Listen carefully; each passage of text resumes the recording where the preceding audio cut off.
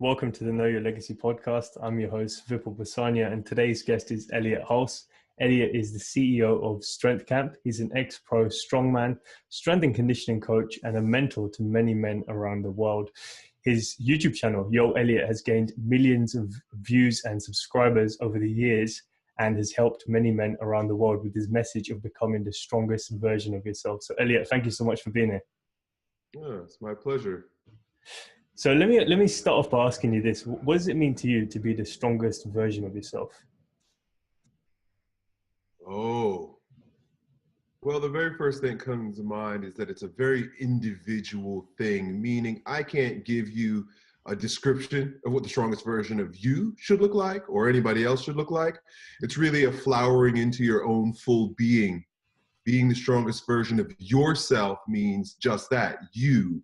So you really got to do a lot of self-exploration and experimentation and expansion in order to reveal that to yourself. But there are a few elements that support that journey, like fitness, good health, mental health, taking good care of yourself. For a man, having a mission, so these are the sort of things that will aid you in your discovery of the strongest version of yourself. So where did your journey of becoming the strongest version of yourself begin, and when was that concept born? Well, it'd be better for me to start with when the concept was born, because the minute we're born as organisms, that's when the journey begins. Just like I use that term flowering. Well, you could think about just the bud opening up in terms of flowering, but the flower is in the seed. And so as soon as the seed is planted in the soil, the flowering process begins. But that term came to me maybe in like 2010.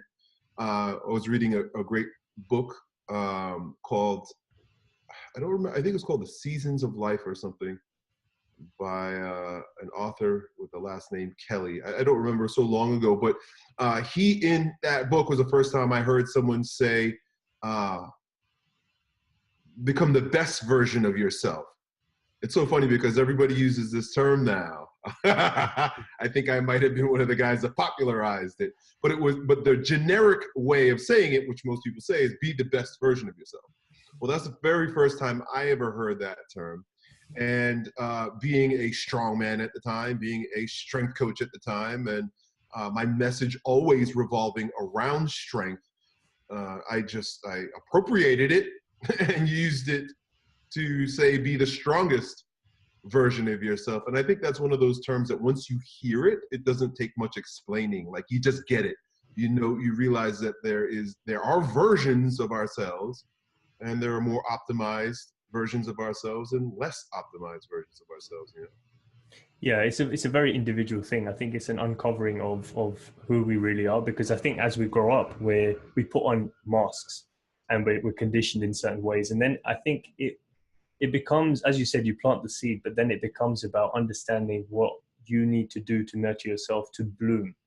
Because at some point, do you feel we're stunted in our growth to becoming that full blossoming flower? Yeah. So there's another term that I use, which is layers of strength. If you've ever watched any of my videos, it's about 4 layers of strength. I don't use it so much anymore, but the concept still lives strongly in my view of life and being the strongest version of ourselves. And that concept, interestingly enough, came from The Way of the Superior Man, another book, and that was by David Dita, another great book.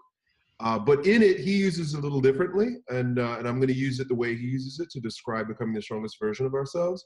And that really is that if you could imagine like an onion, at the core of the onion, at the core of it is its essence, is its truth, is everything it really is, and all the layers that are between the core and the outer world are impedance. They're brought on, if you're using the metaphor as a human being, they're brought on, they're layers of hardening, ego hardening, based on conditioning and trauma and expectations and hopes and fears and dreams, and all these things get layered on top of us.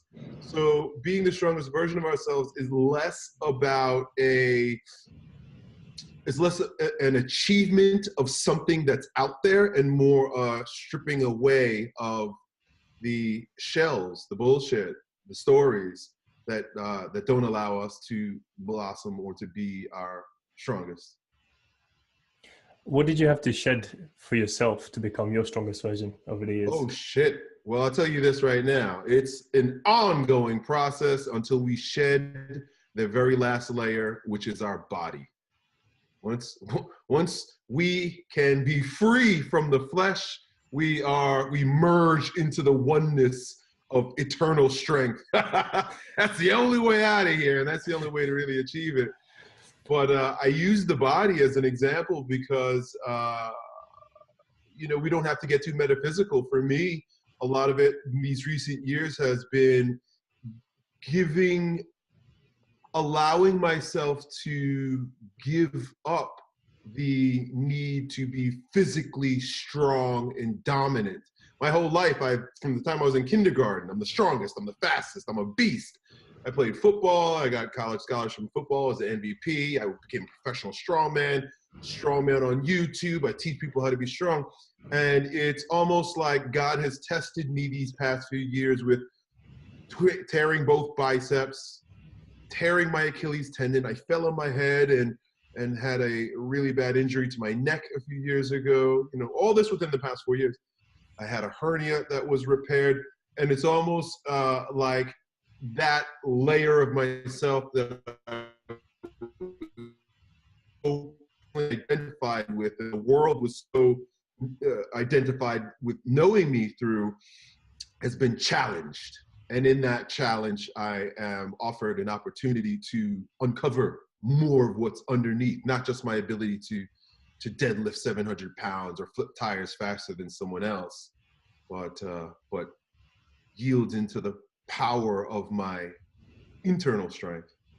So where do you think that indication came from? Like the fact that you needed to unshed or take some time to think and reflect? Because I know there's many people out there who are thinking, oh, how can I go through my evolution or my growth, figure out what's stopping me? So I don't know if there's anything that you reflect on now that you think, oh, okay, doing this actually helped me, that other people can think about. Well, do exactly what you hear me doing right now, which is to bring proper perspective to your wounds. And so I'm talking about physical wounds, but we all have wounds of the soul, wounds of the mind, wounds of the heart, wounds of the body. It's all our imperfections, inadequacies, and I don't want to say victimhood, but things that were laid upon us. We were wounded to come to this world. And so to see our wounds as opportunities for self-discovery and to realize that we aren't our wounds, but we could be reborn through our wounds is a very resourceful practice for becoming the strongest version of ourselves. So it's just understanding, where we're emotionally hurt or physically hurt, and then looking at what we need to do to repair that before moving forward. Because I think so many of us are rushing through life, and we don't take the time to nurture ourselves. I don't know if you put it in that way as well. I agree with you fully. Yeah. So, I mean, just looking back then on your story, obviously you've got the latest gym that you've opened most recently, and which is in St. Petersburg. Is that right? Strength Camp. Yep. Yeah, Strength Camp started in the back of my van, and we've moved into a few different buildings over the years, and now we're helping other entrepreneurs, fitness entrepreneurs, open up their own Strength Camp gyms. So, we're doing that. So I know that because listening to your story, for those who probably haven't gone through all of your oldest videos to see where you started, if you could just paint a picture of you moving to Florida, how it all started, and some of the, I guess, painful, yet the memories that you're grateful for now, if you could paint that picture. Well, what I think is significant is that I moved to Florida from New York at the age of 24. And I think that age is critical.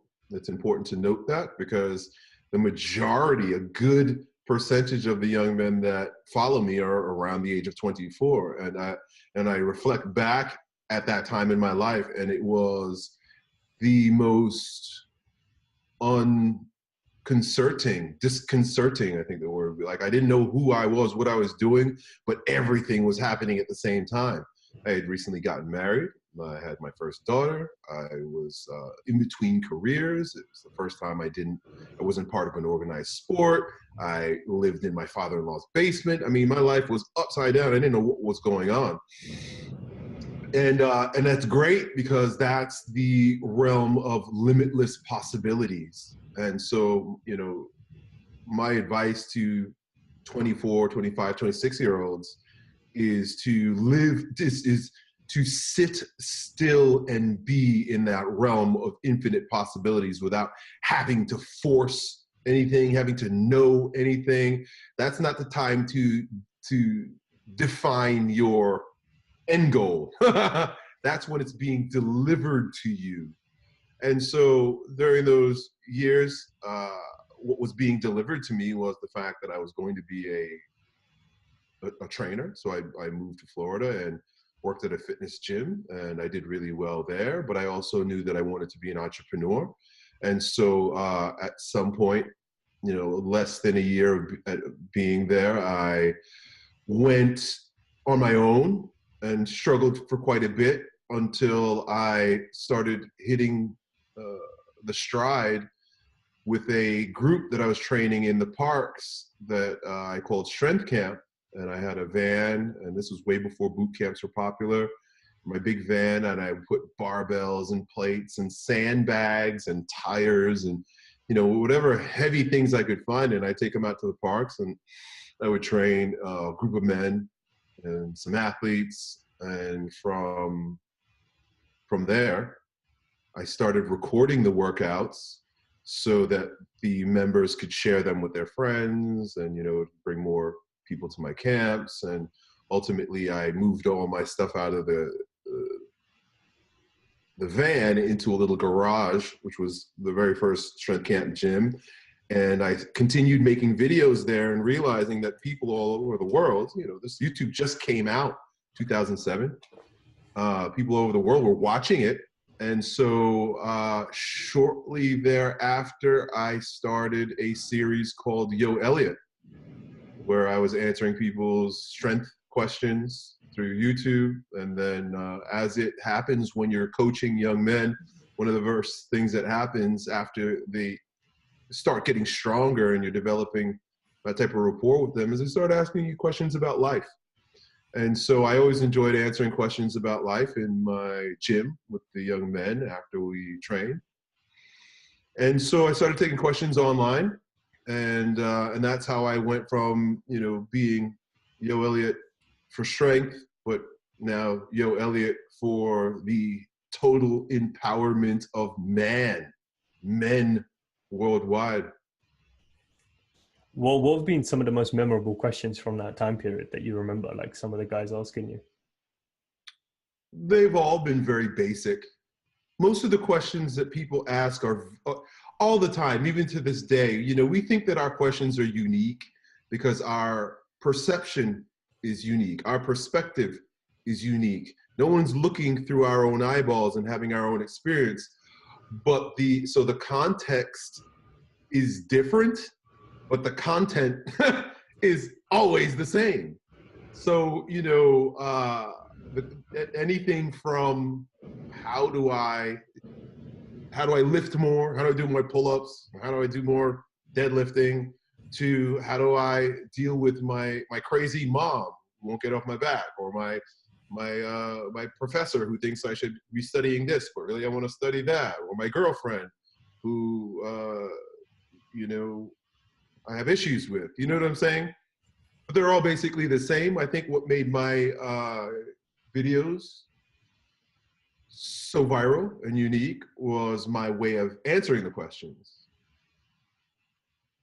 Okay. Yeah, that makes sense, because I think you've answered a lot of different topics, a lot of different questions. And I guess when you think back to it, a lot of the advice can just be made in one or two videos if you compiled all the different areas of or topics or content that you've covered, I think the majority of it for men, if they were all in the same room, their questions would be answered from just listening to a few people. I mean, is there any particular questions that you wish that you could have asked? Like if there was a Yo Elliott when you were like 24, 25, what would you ask?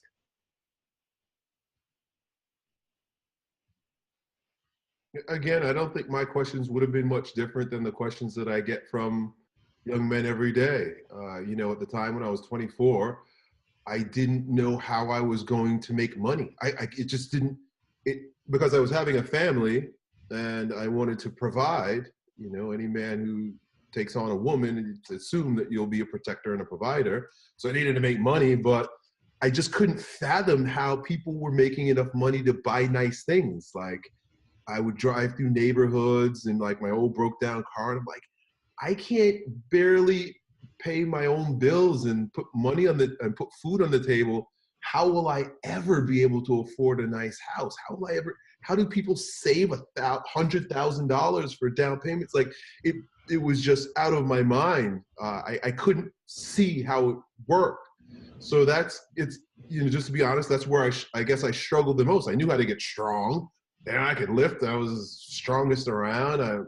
So physically, I'm physically dominant. I have an alpha aura as a personality. I wouldn't have any problem. I was already married. Wasn't really had issues with girls.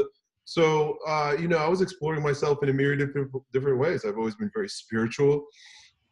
But for me at the time, it was the money thing. How the hell am I going to pay these bills? How am I going to put food on the table? And how do people actually have nice things and I can't even get by? It's interesting you say that, because I guess that is a thing that most people in their 20s are thinking about. But you did an interesting thing by starting a family before you had a plan. Like, in school, you're taught the opposite way around. You're like, oh, getting a job, figure out your career, all of that stuff. So how did that decision come about? Was it a decision between the both of you, or like how did that work? Well, I started dating my wife when we were 14 years old. We've been together for a long time. And so we knew we were going to be married. We knew we were going to have children. At the time when Colleen got pregnant, she was working full time at a school. I was a trainer. We were both on Long Island. And I didn't think anything of it. I'm kind of a spontaneous guy. It's like whatever happens, I'm going to deal with it. I would tell you in retrospect that I would totally do it all over again, because I also, as a spontaneous person, I need challenge. I need something that's gnawing at me or forcing me or giving me a reason to go hard. Otherwise, I won't. I realize that unless I'm like competing or I'm achieving a goal. So by having a family, it wasn't a matter of, I'll take the long route to becoming successful. It was nose to the grinder as fast as I can, go as hard as I can, no holds barred, get there now, make it happen. And so I put so much force, so much power, so much will into building my business and providing for my family that, I achieved at age 29 what most 49-year-olds hadn't been able to. It's just about getting the right motivation behind you, I guess, isn't it? Just to drive you through those dark periods. Because it sounds like the thing that drove you through all of that was just the work ethic that got you years ahead of everyone else. Do you think that was the defining factor? Well, the work ethic came from the fear of not being able to provide. If it was just me, there would be no fear. It's like, what's the big deal? And I'm a minimalist, really. As strange as my life is not minimal at all, but I know that I can live and I have a minimalist way about me. So if I didn't have a wife and children at that young age, I would have just lived meagerly. I'm not sure how much I would have pushed myself to achieve. I don't know. I mean, I'm sure my life would have turned out the way it was supposed to, but I do know that the way it has turned out has been a big part of, because of I had a family at an early age. I guess the pressures shape the character that you need to become, right? Like, and I guess that's something that's probably missing in this day and age. Like, we see pressure as a bad thing or something that we should run away from. So the next thing I was actually going to ask you is, like, what piece of wisdom do you think is missing from today's society between men and women, like just from your observation, like something that you feel like, I wish society focused on this more? Yeah, big time. And it's exactly like around one of the things that we're talking about right now, taking on more challenge. We really are taught to be pussies. Be safe, be a good boy, do what you're told. I don't think that builds character. I think it makes soft men out of us. And so I say, take on the most ridiculous challenges that you could possibly face. Go hard. Give yourself a good reason to go hard by making your life hard. Like, don't try to motivate yourself from the inside. Motivate yourself by getting out there and living a dangerous life. Like, I was living a dangerous life. I was $90,000 in debt during all that also too. So I say, take on big, irresponsible challenges. Be tough. You know, I think there's some guys who just, they may lift at the gym. They may, you know, pamper themselves and eat well, and all that's really dandy, but they're not tough. They don't have grit. They don't have courage. They don't have the will to go out there and fuck up and to take on big responsibilities and to fail and to get up and to go again. They're just, life is just too easy for them. And it doesn't vibe that way for me. I don't think you're going to achieve anything with a silver spoon in your mouth, pampering yourself like women. So you're saying, like, we feel like we need to go through something physically to I guess shape our characters emotionally, mentally, spiritually, whatever it might be. Yeah. And that ties in nicely with the next thing I wanted to talk about, because this is something you introduced to me actually in one of your videos, which was the hero's journey, and it just changed the whole perspective of meaning in my life. Like, from The Alchemist, I started thinking about omens. Everything is an omen. Like, am I following it? Am I not following it? Which direction is it telling me to go? And like, just looking in at my life more introspectively. So for those who are maybe coming across that concept for the first time, if you could just shed light on what the hero's journey is, each of the steps, and if you actually can remember, like, when you were at like the crossroads, when you got the call in, like each of those things in your life. I don't know if you've ever mapped it out or been conscious of it as it was happening to you. Well, the first thing that you got to understand is that the hero's journey is cyclical and it's ever present. And it is an archetype, meaning that it's deep rooted in the collective unconscious and the consciousness of every cell in your body. Every cell in your body comes into being and lives its life and then goes out of existence. Everything that is born goes through a cycle and then dies and reborn.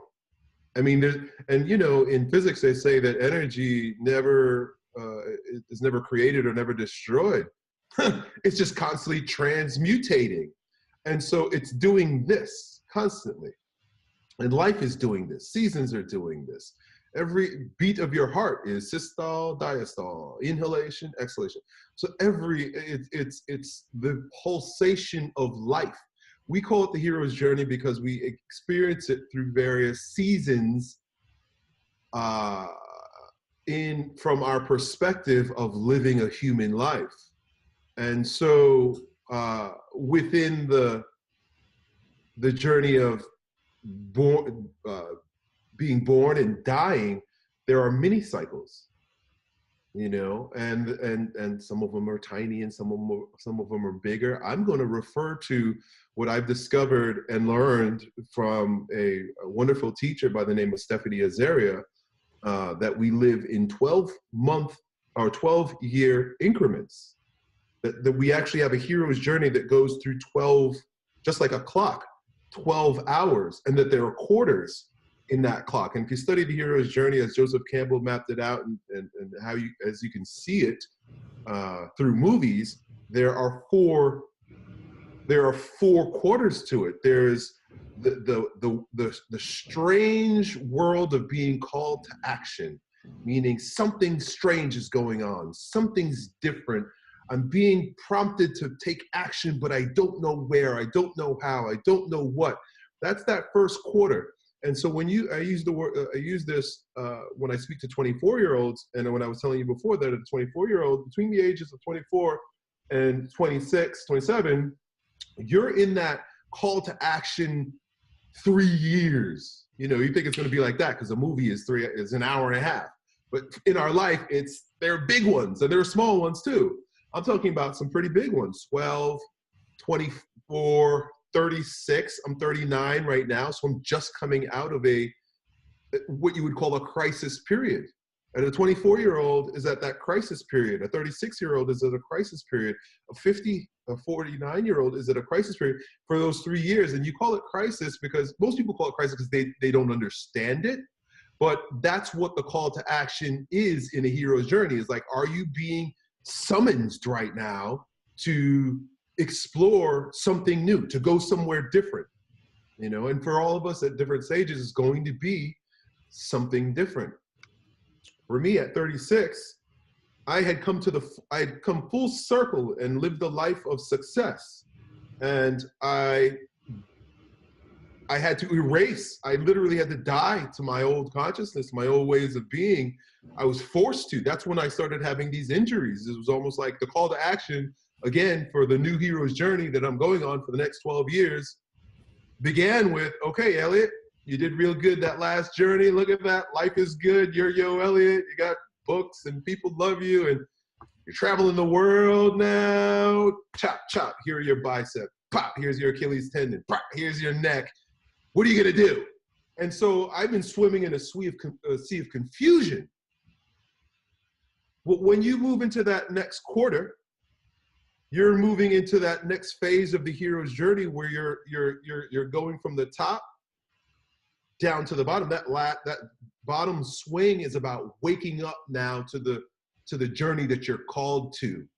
And so oftentimes there are friends, like when you study the hero's journey, he says that there's mentors and friends. Basically, the outer world comes to begin supporting you in the journey, in the mission that is calling you towards, by waking you up to new perspectives. This is where the mentor shows up, like Yoda, and all the various even books or ideas from documentaries. Like you just start putting all the pieces together, and then now you come all the way down to the bottom here where you at, and you got to make your way back up circle.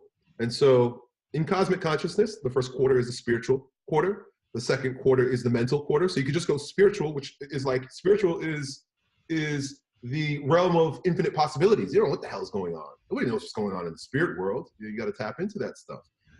Then it becomes mental when you begin awakening, that second quarter. The third quarter of this journey, so if you're talking about being 24, now you're about 30.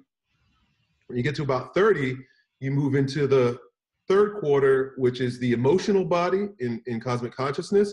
And this is where you're going to be tested emotionally. Can you handle what you are being called to right now?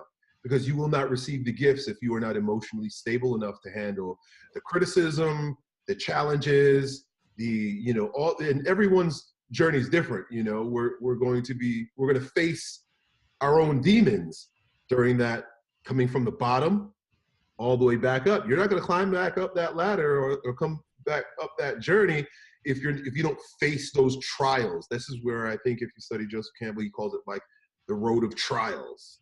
All your tests and trials happen from 6 o'clock to 9 o'clock. And then from 9 o'clock to 12 o'clock is the physical quarter in cosmic consciousness.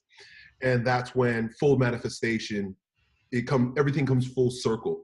So for me, at 24, I was lost and confused in my life, just had a baby, I moved to a new world. By 30, I had become a professional strongman and was making Yo Elliott videos. by 30, 31, 2, 3, by 34, I had 1 million subscribers on YouTube, and the world loved me, and I was making money, and things were going great. And I was like, man, I'm on top of the world. I lived through that experience and created whatever more karma I was meant to create. And then by 36, it all just crumbled again for me. You come full circle from the physical body back into the spiritual body, meaning that whatever was born, whatever was created needs to die. And it's usually our ego. This is the process of ego development also. New ego development. Each time you're becoming a new layer of yourself. And so at that 24-year-old junction, 36-year-old junction, you're going to be asked to let go, die like the phoenix, die and resurrect like Jesus, like the phoenix. You're going to be asked to let go of a lot of things. You're going to question a lot of things. The world is going to question you. You're going to be challenged, and everything that you are not up to and ready to take on is going to have to fall away, and then the truth of who you are in this new incarnation will be revealed again in that next quadrant, because you're going on the journey again. And then I guess that whole journey of going full circle just happens until you die. Yeah. Right. It's just about continuing to grow. But what happens if someone misses the call? Do they wait 12 years again until they get in the next call, or like? No, you never miss it. You can't miss it. You can only be aware of it or not aware of it, but it's always happening. Okay. So if someone's aware of it, but they're too afraid or not courageous enough to take action on it, is that when life starts to become more mediocre? Well, then that's the journey that you're going on. And it's not a matter of judging it. It's a matter of, okay, who do you get to become in this cycle? Do you see what I'm saying? So that's by saying that you missed it or you should have done something different is playing God, is like judgment, is judgment. What you did is what you're doing and what is right. Anything and everything that happens is what is, and what is always right. It's only our judgment against it that causes it to be wrong or to be something else, and then we're in resistance. And the biggest mistake that we can do is to be in resistance to what is, because then we're not available. That's why most of us are not conscious of the journey, because we're not available, because we're too busy resisting what is. So to say that you can't miss it. You can't miss it, because once you find that you're there, and wherever you are, that's where you're supposed to be. I love that. Yeah. Cause it's just a personal journey, and it's just about figuring out, I guess it sounds like it's just a journey of figuring out who you are, like uncovering the layers of who you are, and then figuring out it goes back to the beginning of what we were saying, is what the strongest version of yourself is. That's your own definition. That's the journey of you figuring out, oh, this is what I like. This is what I don't like. This is what I believe in. This is what I don't believe in. So that makes sense. So for you then, it sounds like you're quite a spiritual person. Like a lot of the knowledge and the wisdom that I've picked up from you over the years has definitely shaped my perspective on life. But let me ask you this, because I don't know if you've gone into this in many of your videos, maybe one or two, but is there a faith or a religion that you believe in, or something that helps you, I guess, gives you something to believe in or have faith in every day, if that makes sense? I love religion. I love all religions. In fact, I don't think I found a religion that I don't like. And it's because I see the value in religion. And I also understand that men in particular need a purpose. We need meaning. We need a pattern to live up to. And religion allows us to step outside the bounds of our physical incarnation into the eternal pattern of what it is to be a human being, but particularly what it means to be a man.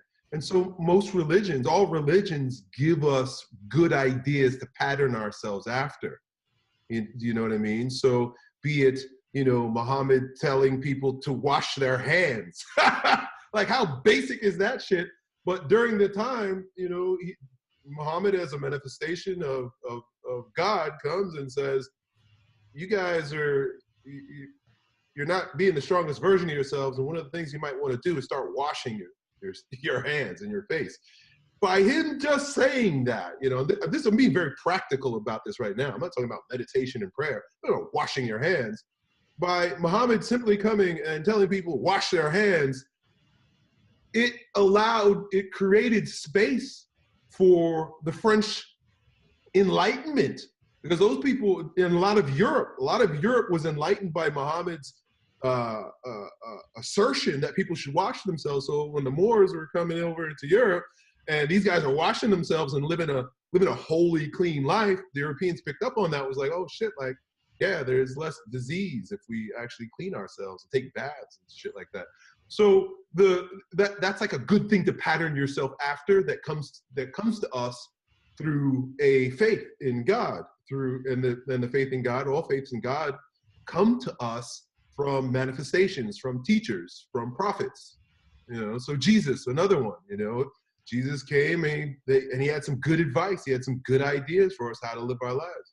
One of which is, something that I kind of speak about, and that is to live each day fully and then die in that day. Jesus's whole life and story is about that hero's journey.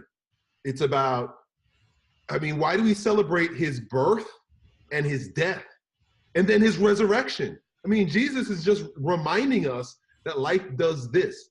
Jesus's birth, his death, his resurrection. His crucifixion is even like symbolic of what it is to be a man. The cross, the Axis Mundi, is symbolic of our vertical nature, our connection with God the Father, and our horizontal nature, our snake-like animal-based instinct, human nature. And the cross is that center point, our heart. That makes sense. So do you think it's difficult when you're trying to raise children, I guess, like in terms of telling them what to believe or giving them an open mind? Like how do you raise your kids when you've come to life with that sort of perspective? Putting into practice with children is challenging in a secular world. I see the value in America having a separation of religion and state. I do see the value of it, but I think people need a religion. And by separating religion and state in the West, we now have the religion of politics and the agendas and the brainwashing of politicians and corporations and the government, as opposed to generations past, it was the clergy, or it was the church, and it was like the leaders thereof. Both turn corrupt because they're people, but both are religions. And when you live in a world, they say, for example, if I moved to Iran and was Muslim, everybody there is Muslim. So it's like, I don't have to work too hard to try to like teach my children. But when you live in America and the religion is MTV and Pop-Tarts, and all the secular trash that's shoved down our throat, like the decadence and the indecency and how promiscuous, and we're really living in a ungodly religion. It's challenging. So to answer your question, I've done my best. I still do my best by being a living example and voice. Something I've learned from many of my Christian friends is that Jesus is to be embodied. I'm Jesus in my house. It's not Jesus over there or Jesus up there or Jesus in the book. It's they say, what would Jesus do? Reminding myself and asking myself in every moment with my family, what would Jesus do? What would Jesus say? How would Jesus be? So that I am the light of Christ in my home, rather than me having to taking them to church or getting them to read books or making them do things that are against the collective will, basically. And so I introduce them to ideas. They know that I love, like we're doing Christmas, and I have I have a baby Jesus in the manger out front, which they think it's funny, but I'm like, you guys got to recognize Jesus is a gangster. He's very important. If we don't take heed or honor or respect or recognize these teachers and manifestations and prophets of God, we gonna be brainwashed by the state. We're gonna, or we're gonna be left to our own primal base leanings, which don't serve our higher good. It's just about, I guess, from what you're saying, is becoming an example that you want them to see or follow or be inspired by. And then it leaves them the room to maneuver and find themselves, but with a shining light or a guiding light above them at all times, if that makes sense. So no, that's a good way to do it, because I think in this day and age, there's so much noise with the media and with school. Like, it's difficult to figure out what you should think. And the people you're surrounded by at that age, when you're in school, it's almost like a prison. So it's like everyone's thinking the same way. And so you naturally share or become the opinion of others. So that's another thing I wanted to ask you, because I've got a younger brother who's 15, 16. So he's going through that stage of doing exams and listening to what the teachers are saying. And obviously, when you're coming from an enlightened perspective, you see that not everything they're saying is as important as you may once thought it was. As you grow older, you realize actually there's more things that are important than just exams. So how do you, I guess, share that idea or shed light on that with your children? Because I guess they're at that stage now as well, in the teenage years. Again, it's a challenge. And,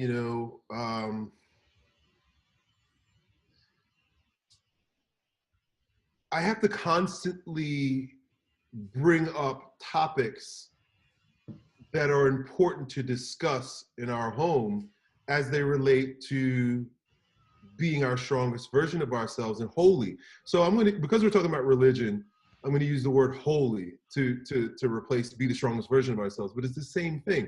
To be holy is to be whole, is to be wholesome, is to be true, is to be united and integrated as a human being. And so there are certain things that the secular culture take for granted and brainwash you with their religion into believing is okay. So for example, abortion. Like, there is not a religion on earth that would ever say killing babies is okay. I mean, that's almost as dumb as like, don't wash your hands. It's like, everybody agrees. Like, we were dumb at the time, so we needed Muhammad to say, wash your hands. But like, it's pretty basic. Killing babies is a bad idea, no matter how much they try to tell you that it's empowering and you can make your own choices and it's your own body. That's a lie. That's dogma. That's false religion. Real religion is honor the human vessel, honor your experience in life, honor the blessing God is offering you in every circumstance, especially those that are most challenging, like having children, So I'll bring up topics like that, or I'll share my perspective on topics like that randomly. Because I have 3 daughters, things like that come up, sex. Like, I want them to know, like, I'm not okay with abortion. I'm not, And yesterday I brought it up in a subtle way, as my oldest daughter is 14. I brought it up in a subtle way. Hey, I was reading something, or actually I wasn't reading. I was talking with one of my teachers, and she's suffering. She's getting breast cancer. And she keeps getting breast cancer. And, I asked her, and we were talking about it. And she says, Elliott, I really believe that it was all those years of taking birth control pills when I was, she's older. So she grew up in the 60s where sexual liberation came about. You take pills and just fuck everybody. And, oh, women's liberation. But now what we're discovering is that there's nothing liberating about that. That's a prison in and of itself. And not only that, it destroys your body because you're manipulating your hormone all those years. And then they get old and they go through menopause, and menopause is worse because they manipulate their hormones. And then they got to take hormone replacement therapy. So this all begins very early on when the doctor says, oh, would you like to not have your period? And would you like to fuck every man that you see and not get pregnant? Take this mini pill every day. So I didn't bring it up like that, like I'm bringing it up with you, but I just said, oh, I thought it was interesting. And to my delight, I heard my daughter say, yeah, I've read a lot of things about how horrible it is to the body and that there are natural methods and, we don't have to ruin our bodies. And I felt good that I didn't have to come and say, thou shalt, because, that gets a lot of resistance, especially when you're the oddball. We're living in a world that doesn't have any honor, doesn't have any discipline, doesn't have any devotion, doesn't really, it's a bad religion that our world is in, you know? So when I bring up topics that the bad religion is shoving down our children's throats through media and through the school system, I almost have to step gingerly, you know, because then I could be seen as the bad guy. My dad is he's mean, he doesn't get it. Or, you know, the way the media tries to portray conservative people is as Nazis.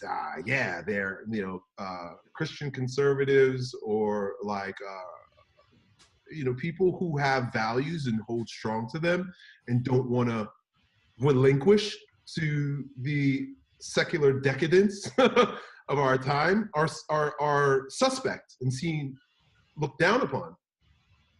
So I have to walk that line of being fully me and leading my family.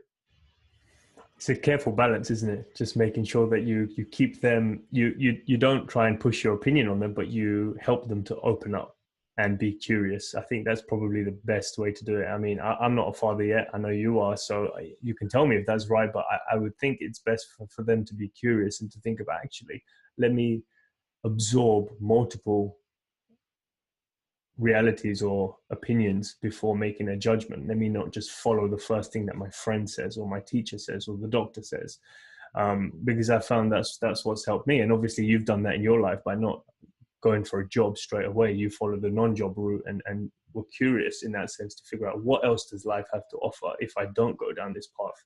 So I hope it helps a lot of people that are listening who have children or who are planning to have children. But just to turn the gears a little bit, are there any questions or things that you think about that keep you up at night still?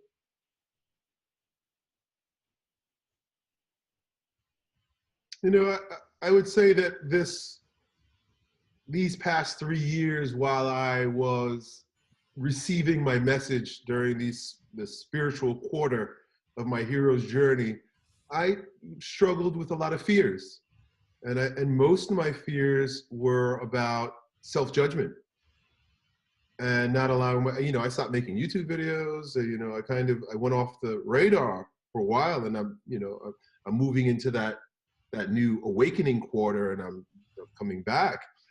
But what I was really forced to struggle with and to take a look at is how firm am I in unconditional self-love and being my limitless self, regardless of rejection or criticism from the world. That was the wound that needed to be healed in me.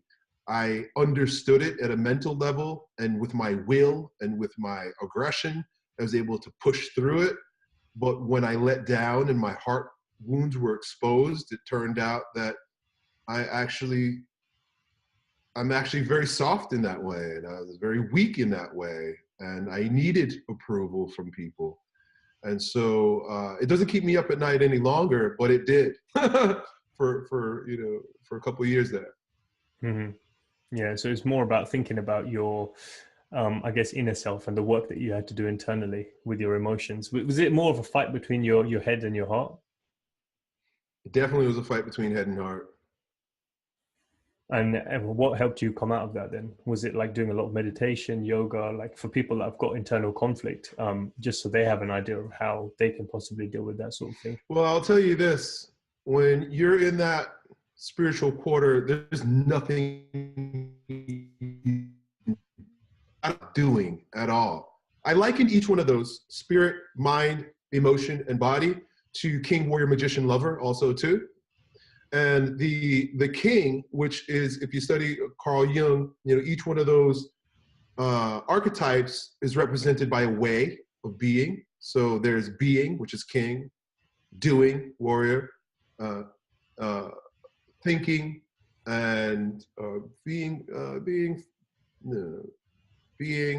doing, thinking, feeling. And feeling is emotion. But what I've done, and what I invite anyone who's going through that, and that can happen anytime. Like I said, there are many cycles throughout this. I'm just talking about big 12-year cycles that I've started to recognize in my life and in the lives of the people that I mentor. is to love yourself unconditionally. Love yourself unconditionally. You got to repeat that mantra over and over and over again into yourself, that I am unconditional self-love and I am limitless. I am unconditional self-love and I have no limitation. I'm limitless, meaning any judgment I make or anybody else makes upon me and where I am and who I'm being is wrong, because I transcend the limits of those judgments. So you got to love yourself completely, be your fullest self, and then you're developing the foundation for simply being. You can't get out of it. And I'm a living example, and I'm experiencing it myself now. No matter how much I would have pushed or tried or forced or willed myself during that phase, during that call to action, that spiritual quarter, it would just be spinning my wheel. It would just be making myself crazy and not being enough, so that when the mission is clarified and I can move on, I'll be tired. So my advice is to relax. You must relax into your spiritual essence, so that your mission can be revealed to you. If you spend too much time trying to get it, trying to do it, trying to make it, you're going to exhaust yourself, confuse yourself, and you won't be available to receive it when it's time.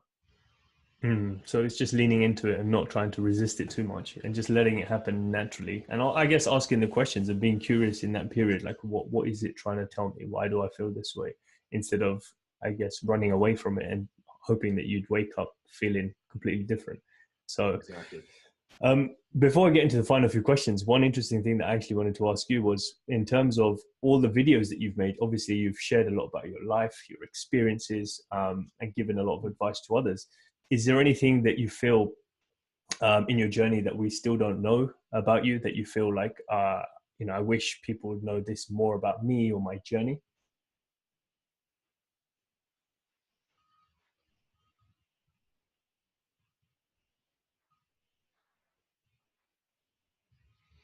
Well, I wear it as a feather in my cap that I have been with my wife, who today's her birthday, and I love her today more than I've ever loved her in our lives together. I love her more and more, increasingly. If you think about this journey, relationships do that journey also too. It does the same exact thing.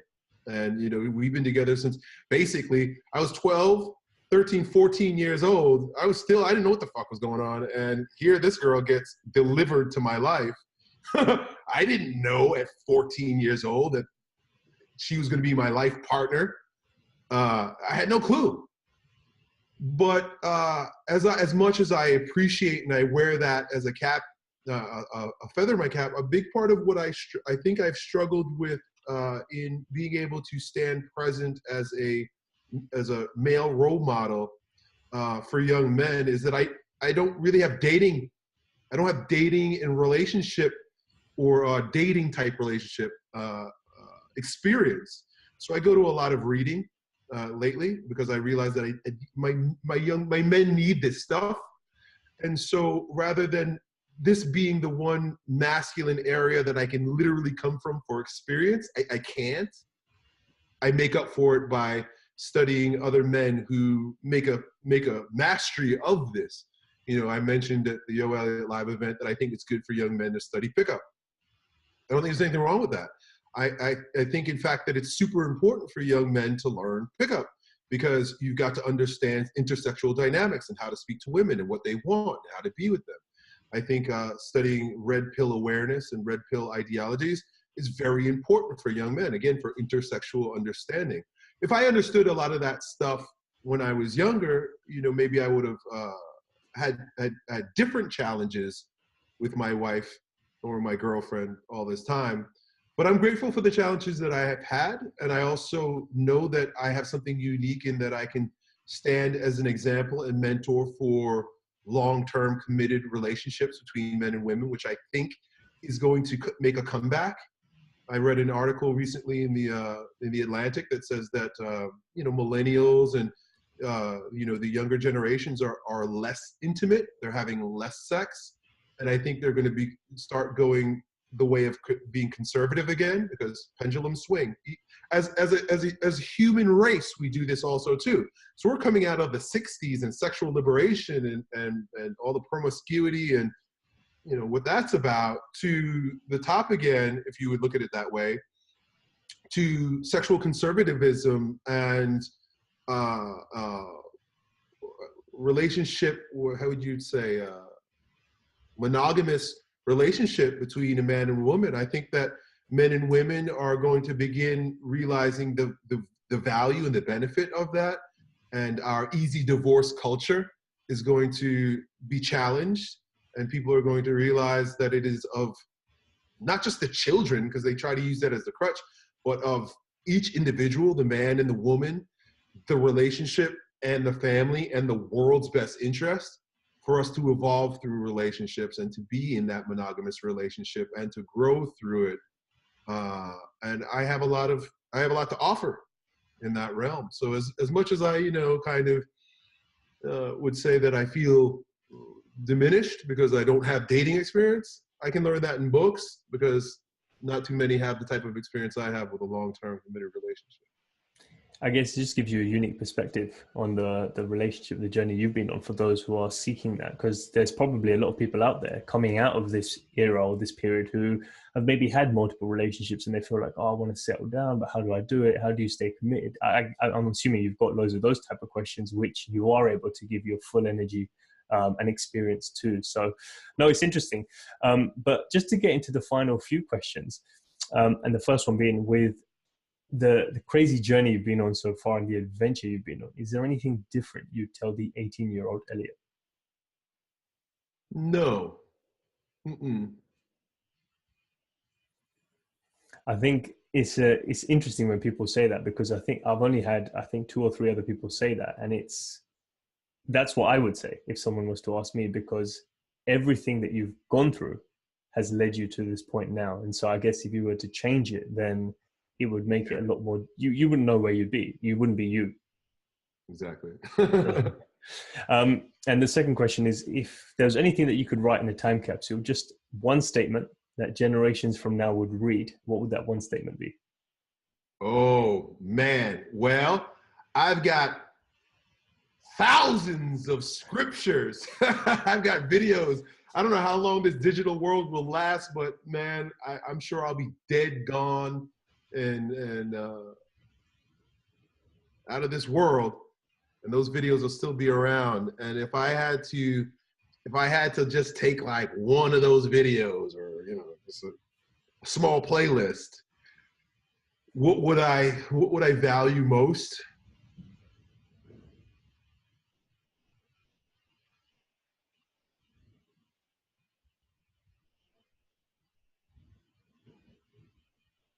I think just from where I am right now and what I'm experiencing in my life right now, what the people in my life are experiencing right now, I think the whole concept of, and I've been saying this for years also too, so it's not even right now, the whole concept of seasons and the cyclical nature of life and the hero's journey, and I even discovered the 4 quarters that are associated with king, warrior, magician, lover: spiritual, mental, emotional, physical. Like this mystery of 4 and the cycles of life. There's something about the number 4 and the cyclical nature or spiral nature of life, because even our DNA, think about our DNA. Our DNA it's this spiral that's connected by 4 nucleotides, right? They've got just this pattern of 4 nucleotides that are stacked up and wrapped around. Like, just exploring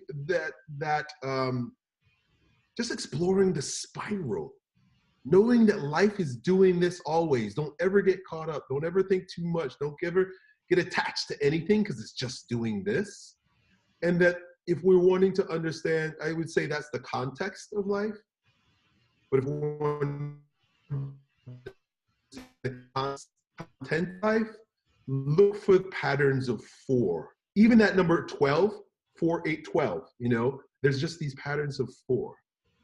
So it's being more aware of our life and being in flow with nature, I guess, rather than resisting it. That's probably the best way to live your life in alignment with how everything else is flowing. Because when you're Yep. going against the tide, it becomes more difficult. So, and the final question is, with everything that you've learned and everything that you're going to learn, you come to the end of your life now, whatever age that might be. What's the legacy you want to leave behind? Oh, well, I already know what I've come here to do, and it's to deliver my consciousness to the planet. And I've done quite a bit of that, and I'm just getting started. So that's my legacy. That's my purpose, is to be a divine spark of creation, and to, in that way, deliver my sparks of consciousness to the world. I love it. So, how can people follow? Well, if they're not following already, I'd be surprised. But how can people follow the things that you've already done and the things that you're going to do, like up and coming projects? What's the best ways to keep a tab of you? Follow me on social media, Instagram and YouTube. Is where I'll be putting up most of my stuff. I'm starting a podcast, but it will be recorded, so it'll be on my YouTube channels. I got 2 YouTube channels: Strength Camp, Elliott Strength Camp, and Elliott Hulse. So you'll be able to engage there.